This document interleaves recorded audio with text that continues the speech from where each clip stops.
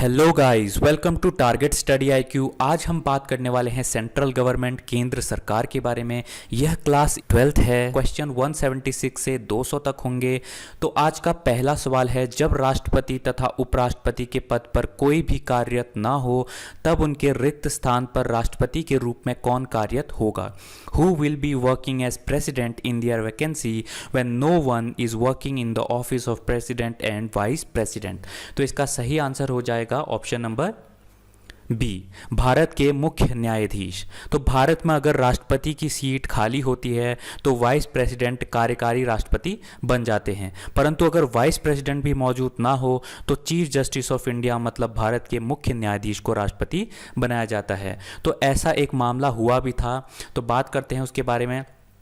तो भारत के मुख्य न्यायाधीश के रूप में अपने कार्यकाल के दौरान भारत के तत्कालीन राष्ट्रपति जाकिर हुसैन को 3 मई 1969 को अचानक दोहन में निधन हो गया। तत्कालीन भारत उपराष्ट्रपति श्री वी गिरी कार्यवाहक राष्ट्रपति बने थे। बाद में गिरी ने 1969 राष्ट्रपति चुनाव में उम्मीदवार बनने के लिए कार्यवाहक राष्ट्रपति और उपराष्ट्रपति के रूप में दोनों कार्यालय से इस्तीफा दे दिया। इसके बाद हिदायतुल्लाह ने 20 जुलाई से 24 अगस्त तक अल्प अवधि के लिए भारत के राष्ट्रपति के रूप में कार्य किया। अमेरिका के राष्ट्रपति रिचर्ड निक्सन की भारत यात्रा ने उनके राष्ट्रपति पद को ऐतिहासिक बना दिया। तो जो ये 20 जुलाई से 24 अगस्त तक ये जो हमारे Hidayatullah chief justice of India थे, वो जब राष्ट्रपति बने थे तो अमेरिका के राष्ट्रपति रिचर्ड निक्सन ने भारत की यात्रा की थी। तो उनकी सेवानिवृत्ति के बाद हिदायतुल्लाह को विभिन्न दलों के बीच अहम सहमति से भारत का उपराष्ट्रपति चुना गया और 1979 से अगस्त 1984 तक विशिष्टता के साथ उस उच्च पद पर कब्जा कर लिया। उपराष्ट्रपति के रूप में अपने कार्यकाल के दौरान उन्होंने अपनी निष्पक्षता और स्वतंत्रता के लिए सभी संबंधितों का सम्मान जीता। 1982 में जब तत्कालीन राष्ट्रपति जैल सिंह चिकित्सा उपचार के लिए अमेरिका गए तो उपराष्ट्रपति हिदायतुल्लाह ने 6 अक्टूबर 1982 से 31 अक्टूबर 1982 तक राष्ट्रपति पद का स्थानापन्न किया। इस प्रकार वो 2 बार कार्यवाहक राष्ट्रपति के रूप में बने। तो हिदायतुल्लाह जो थे हमारे, वो चीफ जस्टिस ऑफ इंडिया थे और एक बार ही भारत में हुआ है कि जो चीफ जस्टिस है वो प्रेसिडेंट कार्यवाहक प्रेसिडेंट बने हैं। तो हिदायतुल्लाह हमारे भारत के मुख्य न्यायाधीश थे जो कि प्रेसिडेंट बने थे जब हमारे राष्ट्रपति जाकिर हुसैन जी का निधन हो गया था। अगले प्रश्न की बात करते हैं। अगला प्रश्न है, निम्नलिखित में से कौन भारत के उपराष्ट्रपति को पद और गोपनीयता की शपथ दिलाते हैं? Who among the following administers the oath of office and secrecy to the vice president of India?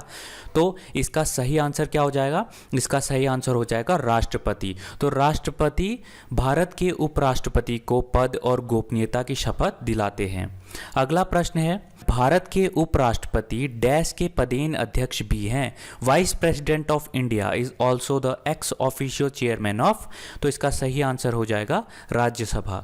अगर हम नेतृत्व की बात करें तो हमारे अध्यक्ष जो होते हैं वो नेतृत्व करते हैं, वो भारत के उपराष्ट्रपति होते हैं जो राज्यसभा के अध्यक्ष होते हैं। वो 11 अगस्त 2017 से अभी तक अध्यक्ष बने हुए हैं राज्यसभा के। उसके बाद उपाध्यक्ष की बात की जाए तो हरिवंश नारायण सिंह, महासचिव की बात की जाए तो देश दीपक वर्मा, नेता सदन की बात की जाए तो थावरचंद गहलोत, सदन के उपनेता की बात की जाए तो पीयूष गोयल, विपक्ष के नेता की बात की जाए तो गुलाम नबी आज़ाद जो कि कांग्रेस के हैं, और उपनेता की बात की जाए तो प्रतिपक्ष आनंद शर्मा जो कि कांग्रेस के हैं। अगले प्रश्न की बात करते हैं। प्रश्न 4 है, संघ लोक सेवा आयोग के सदस्यों के पद का कार्यकाल होता है? The term of office of the members of UPSC is. तो इसका सही आंसर हो जाएगा 6 वर्ष या 65 वर्ष की आयु प्राप्त करने तक। तो राष्ट्रपति या गवर्नर आयोग के सदस्यों की सेवा की शर्तों को निर्धारित करते हैं। संघ लोक सेवा आयोग के अध्यक्ष और सदस्य 6 वर्ष की अवधि के लिए या 65 वर्ष की आयु प्राप्त करने तक जो भी पहले होंगे पद संभालेंगे। अगले प्रश्न की तरफ चलते हैं। 5वां प्रश्न है, निम्नलिखित में से कौन सा एक संवैधानिक निकाय है? Which one of the following is not a constitutional body? तो इसका सही आंसर हो जाएगा योजना आयोग। इसको नीति आयोग बोलते हैं अब। तो इसके बारे में चर्चा करते हैं। नीति आयोग के आने से पहले भारत में योजना आयोग था। प्रधानमंत्री नरेंद्र मोदी ने 2015 में योजना आयोग का नाम बदलकर नीति आयोग रख दिया। भारत के अंदर योजना आयोग से संबोधित कोई भी खास संवैधानिक प्रावधान नहीं बनाए गए हैं। योजना आयोग का गठन 15 मार्च 1950 को केंद्रीय मंत्रिमंडल की सिफारिशें से हुई थी। योजना आयोग के अध्यक्ष हमेशा ही प्रधानमंत्री होते हैं। नीति आयोग की भूमिका के बारे में बात करते हैं तो नीति आयोग की मुख्य भूमिका राष्ट्रीय और अंतर्राष्ट्रीय महत्व को पूरी तरह रणनीति बनाकर देना है। नीति आयोग ग्रामीण स्तर पर विश्वसनीय योजनाएं तैयार कर उन्हें विकसित करने का संकल्प लेता है। नीति आयोग पूरे समाज के अंदर कमजोर वर्ग की प्रकृति तथा रोजगार के अवसर बढ़ाने का प्रयास करेगा। अगले प्रश्न की बात करते हैं। अगला प्रश्न है, भारत सरकार का मुख्य विधि अधिकारी कौन है? Who is the chief law officer of the government of India? तो इसका सही आंसर क्या हो जाएगा? इसका सही आंसर हो जाएगा भारत के महान्यायवादी होते हैं। तो भारत के जो मुख्य न्यायाधीश होते हैं, जिनको आप चीफ जस्टिस ऑफ इंडिया कहते हैं, किसी भी तरह से एक विधि अधिकारी नहीं है, क्योंकि सीजेआई राज्य के अंग के रूप में न्यायपालिका के प्रमुख होते हैं। जैसे राष्ट्रपति क्या होते हैं? कार्यपालिका के अध्यक्ष होते हैं। स्पीकर क्या होते हैं? विधायिका के अंग होते हैं। उसी तरह भूमि के सर्वोच्च विधि अधिकारी भारत के अटॉर्नी जनरल या फिर भारत के मुख्य न्यायवादी होते हैं। अगले प्रश्न की ओर चलते हैं। तो प्रश्न 7 है, राज्यसभा द्वारा लोकसभा को धन विधेयक कितने समय में लौटा देना चाहिए? How long should the Rajya Sabha return the money bill to the Lok Sabha? तो इसका सही आंसर हो जाएगा 14 दिन। धन विधेयक को राज्यसभा ना ही बदल सकता है और ना ही मना कर सकता है। राज्यसभा को 14 दिन के भीतर ही अपनी राय लिखकर भेजनी होती है। यह लोकसभा के पास अधिकार है कि वह इस प्रस्ताव को माने या नहीं। अगले प्रश्न की बात करते हैं। प्रश्न 8 है, 2004 में चुनी गई लोकसभा है। लोकसभा इलेक्टेड इन 2004, तो वो कौन से नंबर की लोकसभा थी? तो इसका सही आंसर हो जाएगा 14वीं लोकसभा। तो 14वीं लोकसभा जो जनरल इलेक्शन हुआ था वो हुआ था 2004 में। यह इलेक्शन कितने सीटों के लिए हुआ था? तो 543 सीट्स के लिए हुआ था। मनमोहन सिंह जी ने इलेक्शन में बहुत अहम भूमिका निभाई थी इंडियन नेशनल कांग्रेस के लिए। अगले प्रश्न की बात करते हैं। प्रश्न 9 है, भारत में किसकी स्वीकृति के बिना कोई भी सरकारी खर्चा नहीं किया जा सकता? No government expenditure can be incurred without whose approval in India. तो इसका सही आंसर हो जाएगा संसद। सरकार का सारा खर्च भारत की संचित निधि से किया जाता है और संसद से उचित प्राधिकार के बिना समेकित निधि से कोई राशि नहीं ली जा सकती है।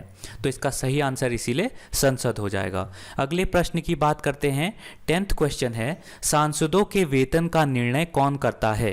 Who decide MPs salary? तो इसका सही आंसर क्या हो जाएगा? इसका सही आंसर हो जाएगा ऑप्शन नंबर 1। तो आर्टिकल 106 के तहत आर्टिकल 106 के तहत भारतीय संविधान का सैलरीज और अलाउंस की बात करता है। तो सैलरी मतलब कि वेतन की बात कौन करता है? आर्टिकल 106। इसमें यह कहता है कि संसद सदस्यों को वक्त पर वेतन का अधिकार है और पूर्णतः संसद निर्णय लेगी सांसदों के वेतन का। अगले प्रश्न की बात करते हैं। प्रश्न 11 है, भारत में राष्ट्रीय आय के प्राक्कलन तैयार किए जाते हैं। Estimates of national income are prepared in India. तो इसका सही आंसर क्या हो जाएगा? इसका सही आंसर हो जाएगा ऑप्शन नंबर ए, केंद्रीय सांख्यिकी संगठन द्वारा। तो इसको राष्ट्रीय सांख्यिकी संगठन भी बोलते हैं। वर्तमान में भारत में राष्ट्रीय आय का अनुमान केंद्रीय सांख्यिकी संगठन CSO तैयार करती है। CSO द्वारा प्रस्तुत अनुमानों को अब राष्ट्रीय लेखा सांख्यिकी कहा जाता है। ठीक है, तो इसका इसीलिए ऑप्शन नंबर 1 बिल्कुल सही आंसर हो जाएगा। अगले प्रश्न की बात करते हैं। प्रश्न नंबर 12 है, संसद सदस्य संसद में अपनी सदस्यता गवा देंगे यदि वह सत्रों में निरंतर अनुपस्थित रहेंगे। Members of parliament will lose their membership in parliament if they continue to be absent from the session. तो कितने दिन का होता है? तो ये होता है ऑप्शन नंबर बी, 60 दिन तक। यदि 60 दिनों के लिए कोई सांसद सदस्य के किसी भी सदन में नहीं आता जाएगा तो सदन उसकी सीट को खाली घोषित कर देगी। अगले प्रश्न की बात करते हैं, राज्यसभा के सभापति कौन है? Who is the chairman of Rajya Sabha? तो इसका सही आंसर हो जाएगा भारत के उपराष्ट्रपति। तो आर्टिकल 63 भारत के उपराष्ट्रपति के बारे में बताता है और आर्टिकल 64 कहता है कि उपराष्ट्रपति पदेन अध्यक्ष भी होंगे राज्यसभा के। तो इसीलिए ऑप्शन नंबर सी इसका बिल्कुल सही आंसर हो जाएगा। अगले प्रश्न की बात करते हैं। प्रश्न 14 है, राष्ट्रीय विकास परिषद में कौन शामिल है? Who is involved in the national development council? तो इसका सही आंसर हो जाएगा ऑप्शन नंबर सी, भारत के प्रधानमंत्री। भारत के प्रधानमंत्री नेशनल डेवलपमेंट काउंसिल की अध्यक्षता करते हैं। उनके साथ केंद्रीय मंत्री, सभी राज्यों के मुख्यमंत्री और केंद्र शासित प्रदेशों के प्रशासक और नीति आयोग के सदस्य शामिल होते हैं। अगले प्रश्न की बात करते हैं। अगला प्रश्न है, भारतीय योजना निर्माण के उद्देश्य हैं इंडियन प्लानिंग ऑब्जेक्टिव्स आर। तो क्या होंगे? तो ऑप्शन नंबर डी इसका बिल्कुल सही आंसर हो जाएगा, उपरोक्त सभी। तो आर्थिक विकास, आर्थिक समानता और सामाजिक न्याय प्राप्त करना, पूर्ण रोजगार प्राप्त करना, आर्थिक आत्मनिर्भरता प्राप्त करना, अर्थव्यवस्था में असंतुलन को दूर करने के लिए विभिन्न क्षेत्रों का आधुनिकीकरण करना, राष्ट्रीय आय में वृद्धि करना, यह सब भारतीय योजना निर्माण के उद्देश्य होते हैं। तो गाइज ये है आज के टोटल 15 क्वेश्चंस। अगर आपको ये पसंद आए तो प्लीज़ लाइक कीजिए, शेयर कीजिए, सब्सक्राइब कीजिए। Thank you so much and God bless you all.